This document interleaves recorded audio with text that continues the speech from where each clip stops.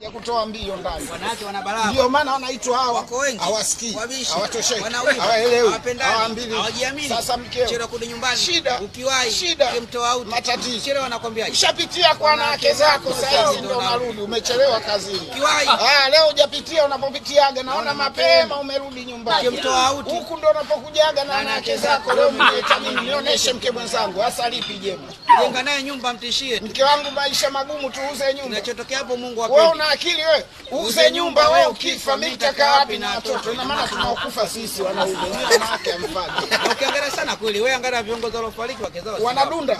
Mama Maria Nyerere, Mama Sokoine, Mama Mkapa, Mama Magufuli, Mama Karume, Mama Kijazi, Mama Mlema, Mama Membe, Mama Mandela, Mama Mugabe. Si kinachotuua mawazo. Ukitoka kazini moto umewaka na bosi. Ukirudi nyumbani moto umewaka na mkeo. Ukisema uende bandio kabisa. Usimpe ofa mhudumu mwingine. Naona tunaingiliana kwenye anga zetu, tunapasuana kweli. Si tukae wapi roho zetu? Na ndio maana wazazi hao ndio wanachangia mpaka sisi tunakuwa hivi. Wewe unafikiri mwanamke wa Tanzania na mwanamke wa Ulaya sawa? Mwanamke wa Ulaya ukimpa ujauzito anajua kubeba. Nakwambiaje? Utasikia baby leo ukirudi nietee sose. Baby ukirudi nipeleke bichi nikaogelee. Baby ukirudi nietee bagi. Mwanamke wa Bongo anakurupuka. Leo na hamu ya kula udongo, akizaliwa mtoto mbeba zege.